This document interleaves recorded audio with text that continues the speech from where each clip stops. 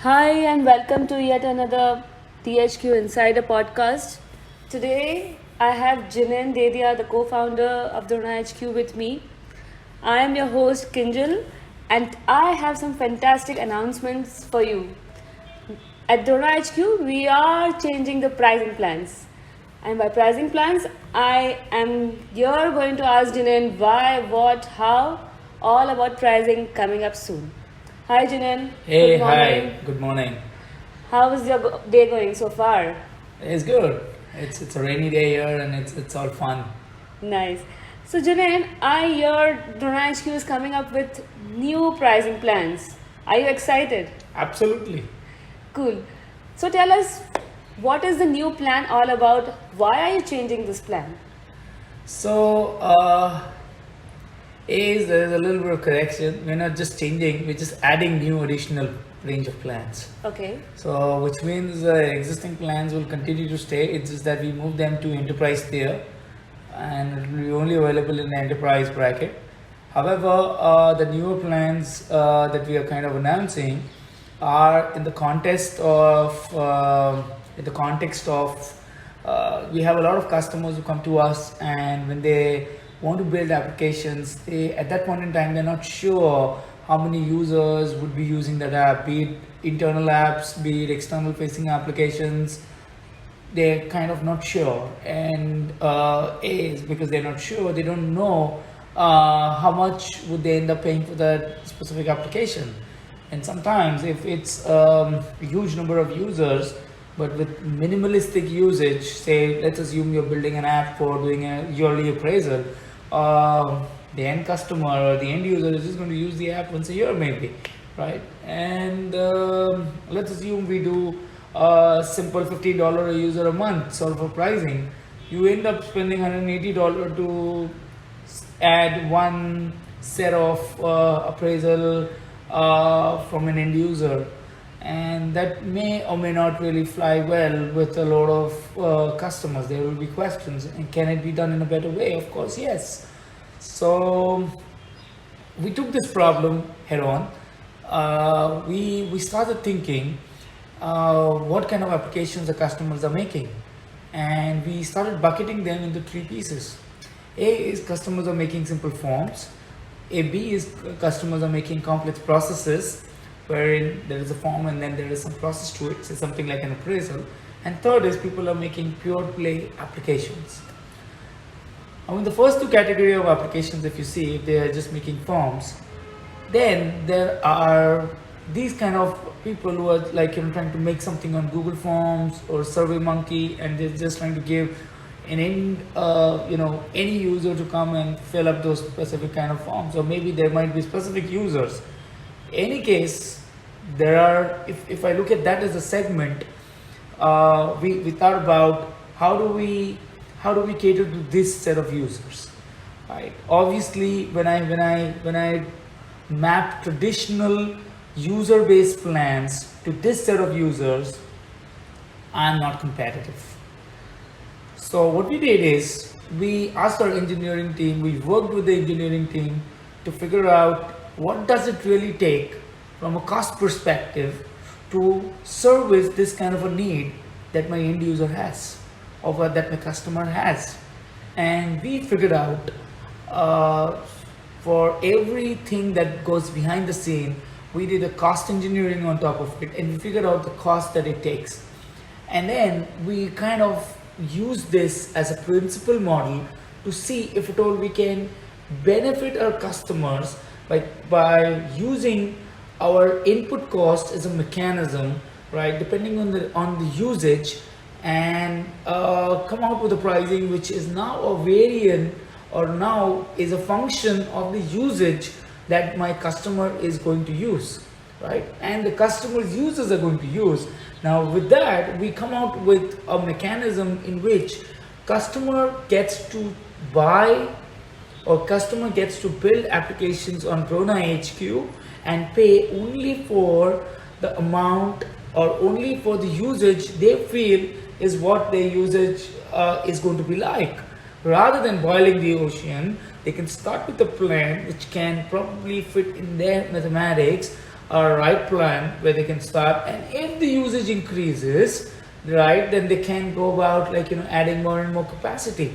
So as a step one, in a way, it's an all-wide access, yes. So now I don't know, out of my 1,000 people organization, if 10% of the audience is going to pick up this application and they're going to use.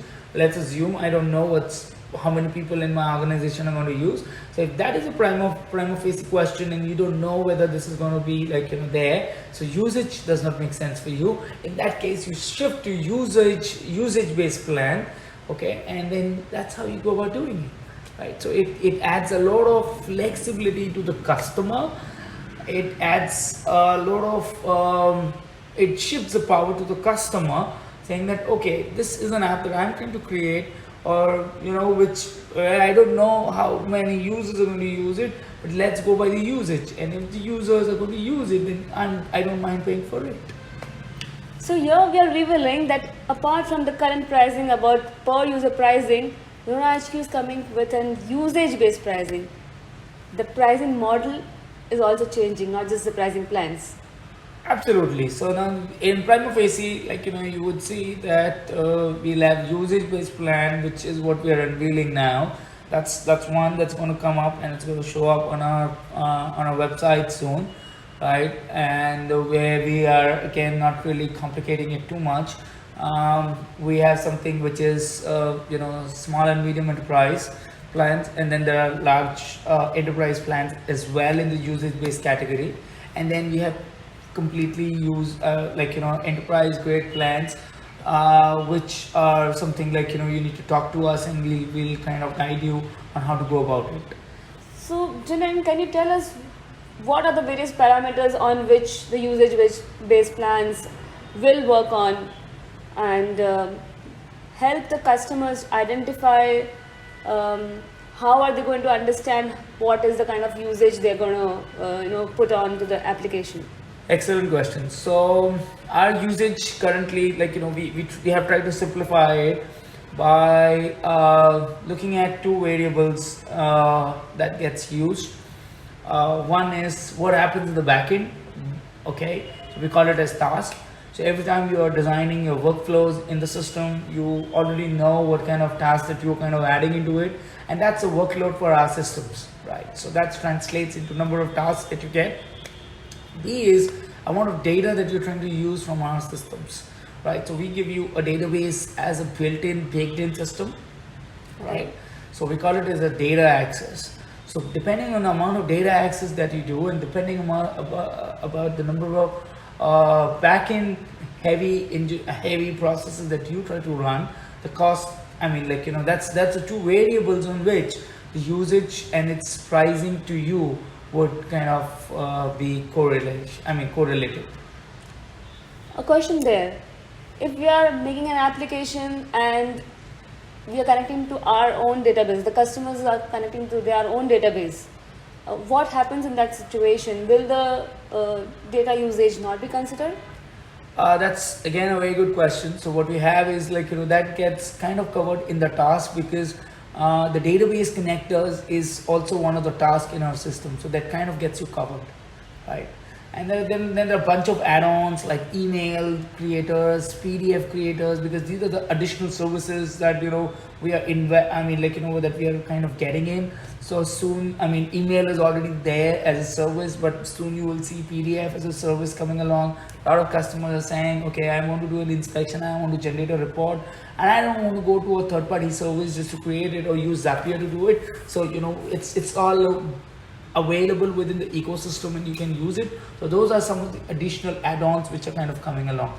And you asked me yet another question: how is it that as a customer I can compute what my usage is going to be like?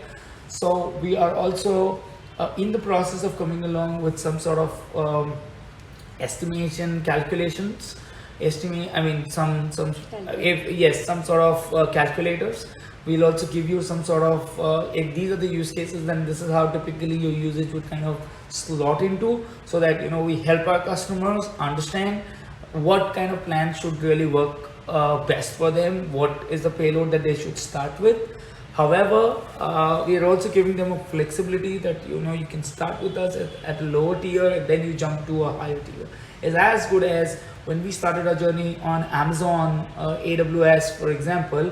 We did not really start with X3 large. We started our loads on EC2, the smaller variants of EC2 that were available with AWS, and then as in when our load increased, we migrated to a higher capacity system. Similar is what our intent is, but yet we would try our best to make sure that we help our customers understand what tier really fits them well. So the customers will kind of buy some credits for the month, and if they overshoot those credits, they'll be getting some top-up plans and stuff like that. Yes. So top ups, etc., is still a work in progress. So right now you start with a specific load, and then that's the amount of usage that you can kind of see in your product line or see in your license plan. Then there you will see what your usage is looking like. You will get your emails if at all you're nearing 80% of your usage, and those are the times when we are going to help you. You can to switch plans, etc. Stuff like that. Fantastic. This sounds very exciting and interesting. Completely moving from, not moving from, but identifying what suits best, a user-based plan or a usage-based plan. Absolutely. So I was talking to one of our partners yesterday in Australia, and he told us clearly, in the position something like a Microsoft Power Apps, 500 user organization, and they had to an app which is just going to be used once a year and pay $180 a year for it, right? That's not a very compelling value proposition for the organization to invest in something like with this kind of a model, which was even our case earlier, right? So now this gives him a lot more flexibility. How do you stand against the competition in the no-code market and in the low-code market out there? Generally, do we see a lot of user-based pricing, or people are now moving towards usage-based pricing? So we play very specifically in the enterprise no-code category, and in the enterprise no-code category, as of now, we are the first mover to do this job. In fact, AWS recently announced their no-code entry, and they just like Salesforce, Microsoft, Power Apps, they're all user-based. And so we are not really drifting away. We are saying, hey, you know what, customers, if you're comfortable with user base, you know what your user base is looking like, you know what your app's going to be consumed like, go ahead with that, right? So that's an enterprise category of plans where we are there. But here is yet another model in which an enterprise can pick and choose, and they can start with typically the departmental guys within large enterprises. They will see a huge merit in doing this. I think this is amazing news. Now, organizations which are trying to innovate into smaller processes, unknown of the areas of the usage or the number of users who are going to use how many times in a day or a year or a month, they can start exploring and adapting to newer applications with no-code tech, and with these kind of plans, they will get a really good boost to go ahead and confidence to go ahead and try it out. Yes. Hopefully, yes. That's the endeavor. Yeah. That's cool. On that good note, that was nice talking to you, Jinan. I hope we all enjoy the newer pricing models, and we can explore more on it and have more questions and feedbacks for you. Thank you.